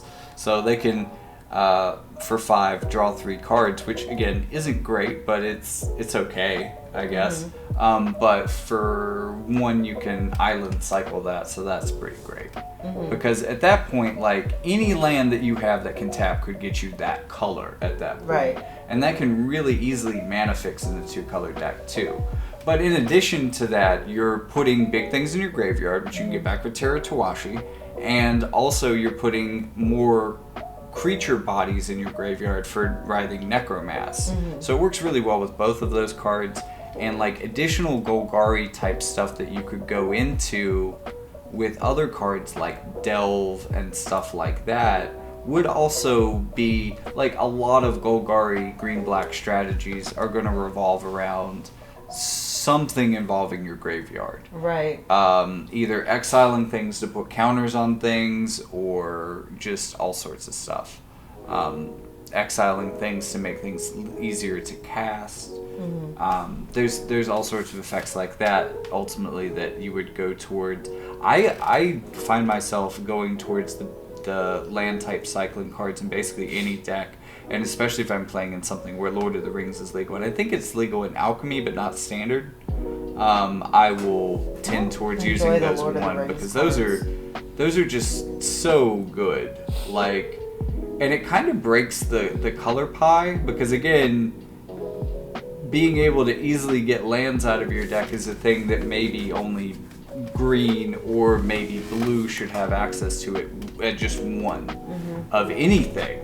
And the fact that they gave these to all 5 colors kind of breaks the spirit of the game a little bit, in a way. I mean, it just makes all the colors a little bit more like each other. Right. But it's a great thing to take advantage of, especially for, I think green-black decks probably have the best room to take advantage of that kind of stuff. And especially with some of the cards that you have in your deck, yours could take advantage of that. Delve are the ones that take them out of the graveyard. Yes, I think so. I think Delve has you exile things from your graveyard as you cast it, and sometimes you get extra things for what you've delved. So some of them will want you to, like, exile lands or creatures or something.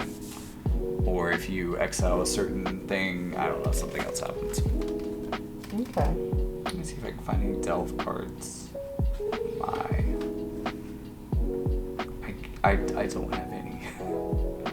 Well, I think, like I said, I have a Reanimator deck, so I'm sure I have a ton of Delve cards in there. And I kind of don't... I do want to stay... I don't know, I like a theme. I kind of want to stay in the death. I don't want to take a ton. Like, I want my main creatures to have that death touch. So I don't want to take too many creatures that don't have the death touch. I wish there was I want to give my creatures death touch. There's not a lot of cards that can give death touch. I don't necessarily... I wouldn't agree with that, and I think that kind of will hold that deck back a little bit over time. It's probably a good place. It's a neat place to start in kind of learning what's available, to kind of look at what cool death touch cards there are. But a lot of times you don't necessarily need more than 2 on the field at any given time. Yeah. Because you kind of need that one to make them say, my best thing that I attack with is dead. And you need that one to kind of ping them with to keep the pressure up. But other than that, you really need better stuff. So that might be the neurodivergency talking, but I like a theme. Well, you can certainly have a theme, but like, and I think that the typhoid rats are definitely working well. Like, and with bite down and stuff, those things are going to become less efficient as you have less death touch cards as well.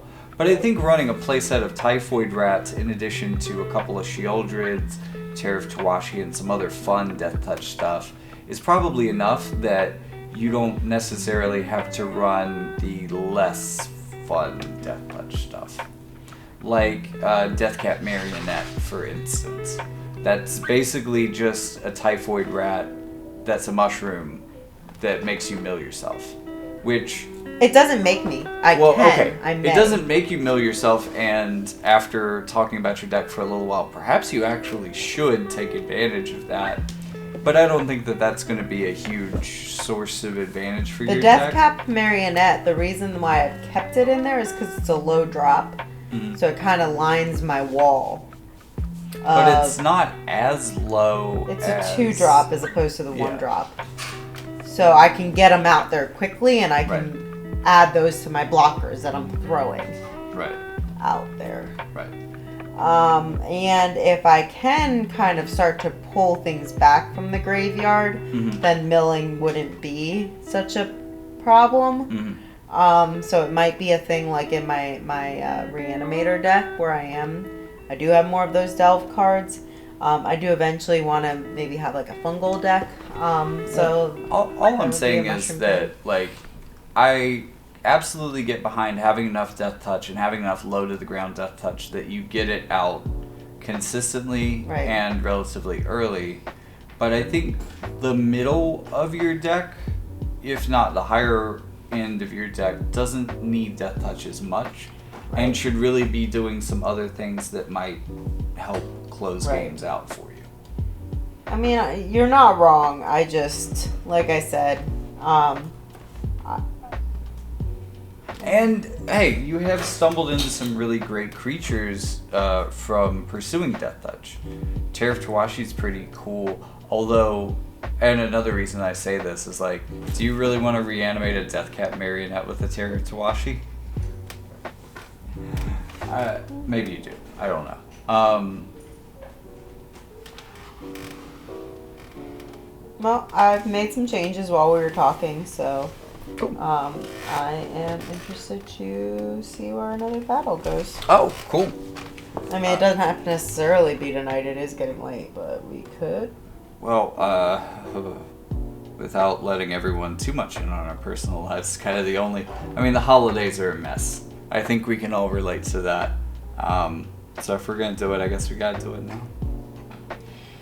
But I did want to say a few things about some beginner deck building foibles. I did kind of mention that your deck is a little bit more on the defensive side of what it should be, which is kind of a mistake that I see people make in a lot of games, like where they just kind of lose maybe a blowout or something and they're like, I'm never letting that happen again.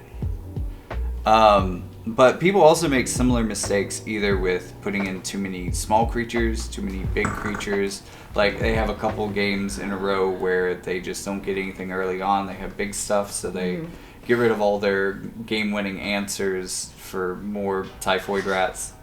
Or, you know, they have a hand that's all Typhoid Rats and, you know, they get rid of all of their rats for children's. First of all, I'm going to need you to stop disparaging on my Typhoid Rats. Yeah, okay? I'll stop using them specifically as my I need you to stop the Typhoid Rat hate. So you could go either of those ways. And you could do the same thing with land, too, where you could have a couple games where you just don't draw enough land, and you're like, obviously I don't have enough lands in my deck. Let me go to 30. What? No, please don't. 24 is a good baseline for 60 cards. That's roughly 2/5 of the cards in your deck. That's pretty good. As I've said, I'll go down... If my mana curve's really low, if a lot of my things are 1, 2, or 3, I might go down 1 card to 23. If I have a number of cycling cards, or if it's kind of a green ramp strategy, or if it's got a bunch of things that'll search out lands for my deck that are also kind of low to the ground, so that I could maybe hit 3 mana naturally, stabilize and grab a 4th, stuff like that, I might go down to 22 out of 60, but you really don't want to go much lower than that, and I don't see much of a reason to go higher than 24 unless you're doing something incredibly specific that just requires a lot of lands, or if you're making your deck bigger for some reason or another. That's usually not a good idea. You usually want to keep it at 60 and have multiples of the cards that you really need to happen, so that, you know, it's consistent. But also, in addition to that, if you have kind of higher end threats that are your game closers, if you have multiple of those, then maybe it's good to have 2 or 3 of those instead of a full 4, which can kind of save you on like, some of those can be your rares or mythics, so that could be a lot of crafting anyways. But you don't want to get, those are cards that you don't necessarily want so many of that you're likely to pull them on turn 1. You kind of want to draw into them a little bit more often. Alright, well, I'm gonna go again. Mm-hmm.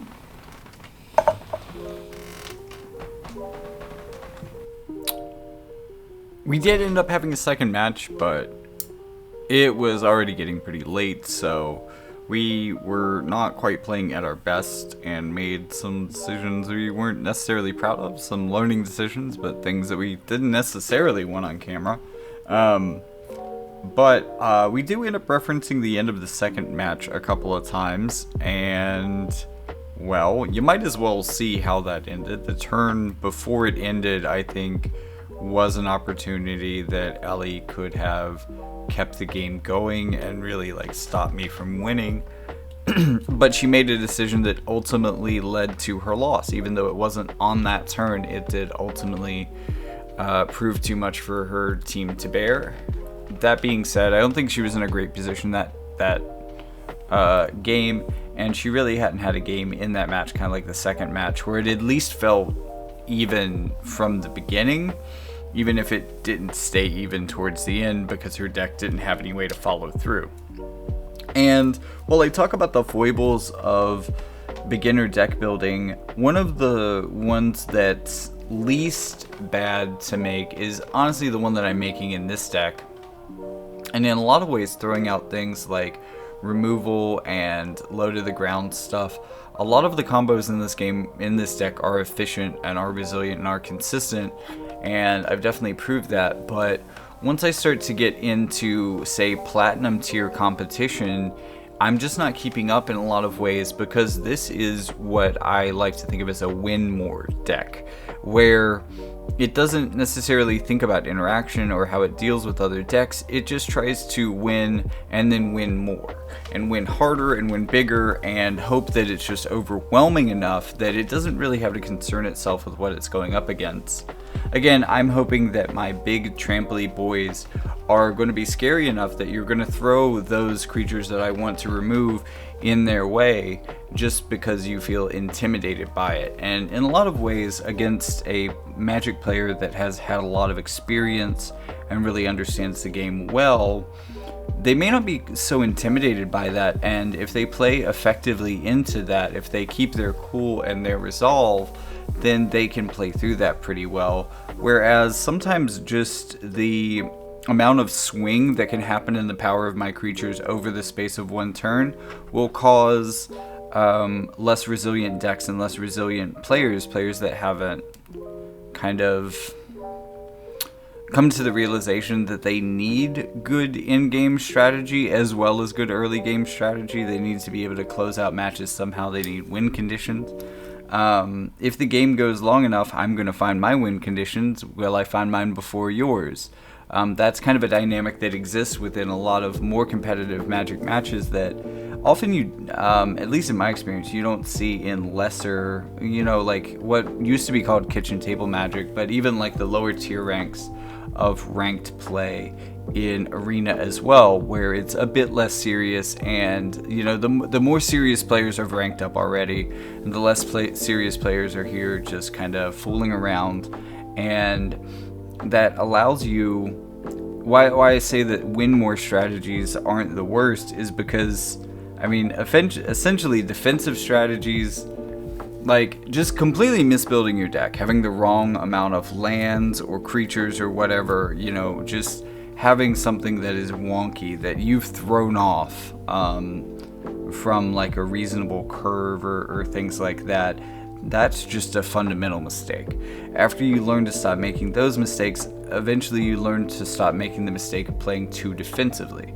Playing really defensively can work sometimes. These can be long, drawn-out control matches, and there's often control strategies that are in the top tier because there are ways of slowing down the game enough that you can win with really otherwise weak strategies that just take a lot of time because you can give yourself the time to do it. But being able to lock down an opponent, much less every opponent, consistently and for long periods of time is quite hard. So often it's only some of the best players that can really, and the best decks and some of the most expensive decks that can actually accomplish playing control effectively. It can be a little bit of a whalier place, and it's also a more technical place I wouldn't necessarily want people to start out in. So certainly beginners defensive decks are not the control champions that can, well, not dominate, but certainly do very well competitively and have consistently through history of Magic done well competitively. But most decks aren't that, and trying to be too defensive without having a win condition of your own, that can be a real mistake that may not be punished at first in the most basic of matches as people are learning the game, but once people kind of have a grasp on how the game works, once you rank up a little bit, those kind of mistakes are really going to get punished as well, because people are going to start to understand, people are going to start building more of the win more type decks, and those are just going to beat your defensive decks. And then a properly balanced and really efficient, like well-oiled machine of kind of like a meta-constructed Magic deck where there's maybe not as much of a theme, but there are combos and synergies, but really a lot of it is just that it's the best cards, some of the most efficient interactions, and ways that you can kind of change the tempo. There's a lot of metagame that becomes very important to this, and there's a lot of strategy and understanding synergies within your own deck and interactions with cards you're likely to see that becomes a big part of this. So it's really hard to describe and to teach because it's so contextual and dependent, and even though I'm spending a lot of time in this video trying to explain this, I just don't think I'll be able to get there with that particular phase of deck building. So teaching you how to at least build a kind of win more type strategy is one of the best things that I can do. But in addition to that, I'm also going to include plenty of footage from a more modified version of the deck that actually performs a lot better. Because it's a bit more restrained. A lot of the higher win cons have been removed. A lot of the things that are really crazy and really combo dependent have been removed, so that there's no like big let's add insult to injury plays. There are powerful combos, but they're mostly low to the ground so that I can get them off quickly and efficiently in a variety of matches, because that tends to work better competitively. And maybe someday I will get that all the way up into through Platinum and into Mythic, but as for right now, I can just kind of show you the deck list, and I'll also show you some footage from matches with it throughout this video where I kind of have some dead spaces. In fact, you've seen some already as Ellie and I were talking earlier in the video. So with that being said, let's get to our conversation wrapping up the final match and the end of the final match itself, and after that I will see ya.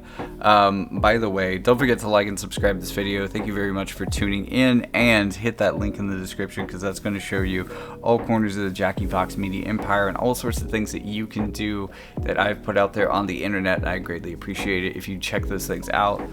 Thank you for watching, and here's the rest of the video for you. Nope. I'm gonna rig the fight a bit, a lot of it, because that gave me something 7/7 or bigger, so now I have a free Tatiana's command. Awesome, I love that. All the resulting Botanical Brawler triggers. Jesus Christ. And now I attack. Cool. 14 trample. Coming at you, buddy. There's literally no point in me blocking that. You have Deathtouch. You can kill it. What? What do you mean there's no point in you blocking it? You can kill it. It can only do that once. That was a mistake. That just... What? Yes, it would do 13 damage because it would trample on past that mushroom, but it would kill itself for touching the mushroom.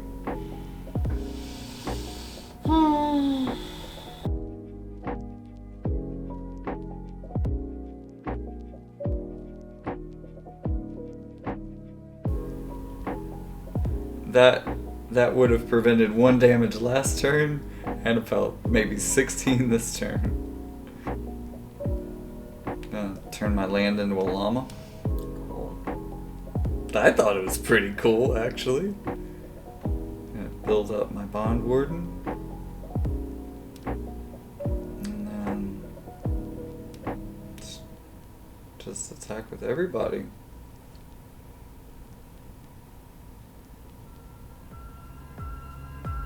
But really, you should use that Deathtouch against my trampoline guy.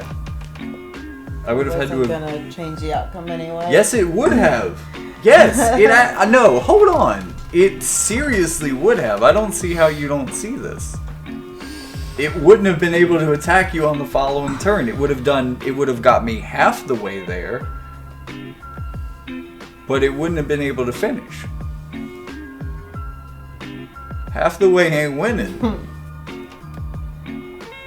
Halfway does not victory make. I'm not sure that you would have won the game from there, but you wouldn't have lost. I thought you were doing this whole not losing thing. I'm sorry. I'm just saying, like, that you could have decided to not lose there for a turn or two, I guess. Okay. Oh well, now you know. Stop trying to cast murder on me with your eyes. Good job, You too. murdered me. You know what? You did a good job too. Until you got tired in that last round and just said, "Fuck it, I want to die."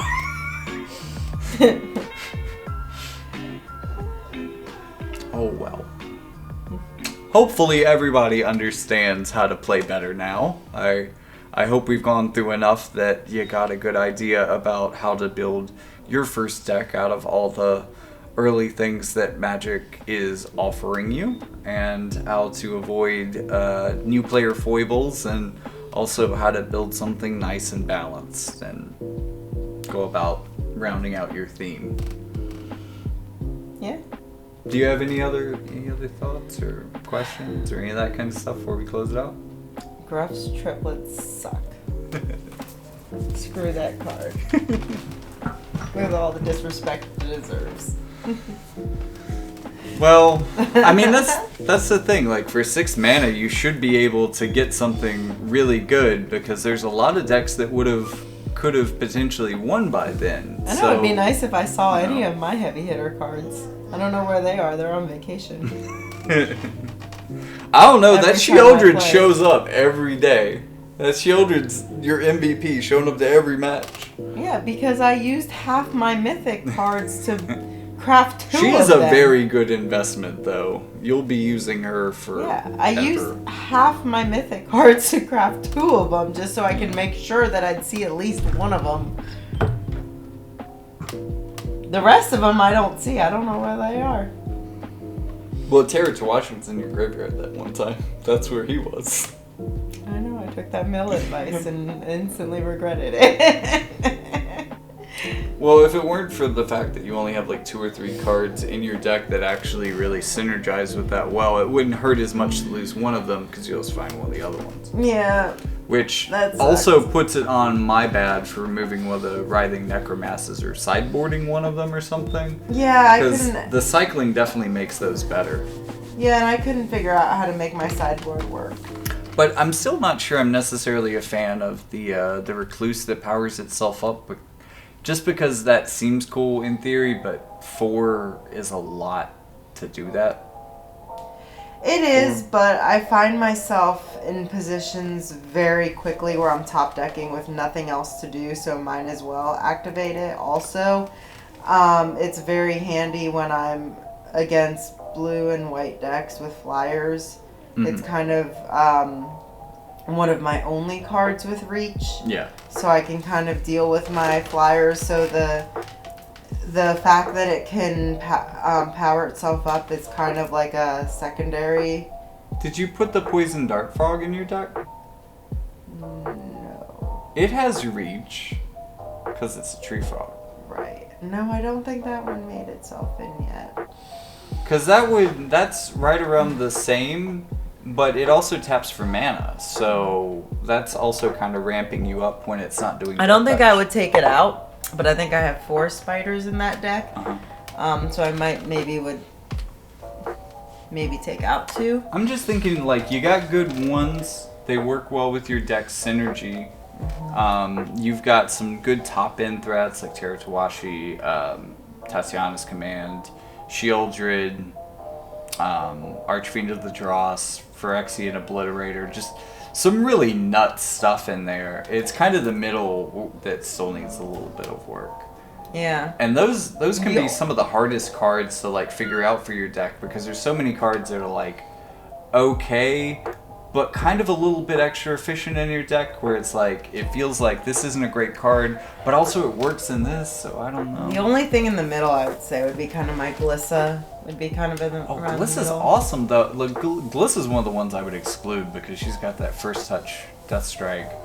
That just breaks so many things. Like I could swing at you with 1,000 trample, and you would kill it before it could hurt you. Yeah. It's a really, really strong defensive card. There have been a number of situations tonight where you attacking with Glissa was the reason that I was confident enough to attack and win after that. Right, but Glissa was the only thing worth attacking with. Right. Also. So, well, that kind of goes against your whole, like, my strategy is to not lose, because not losing would be putting that on defense and waiting for something else to win. Right. So I guess that's just a little bit of impatience. She is a really good attacker situationally when you don't need her to block.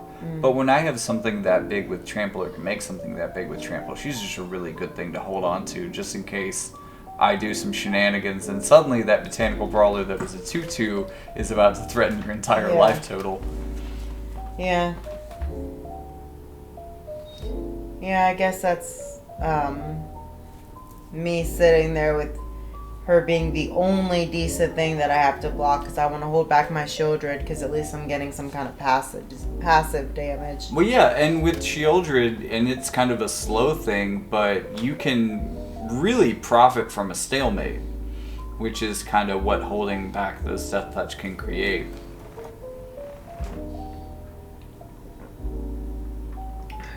Well, I guess we'll see what happens next time. All right. See what happens next time, and we'll see you guys next time. Thank you for tuning in. Boop. Boop, boop. Boop, boop.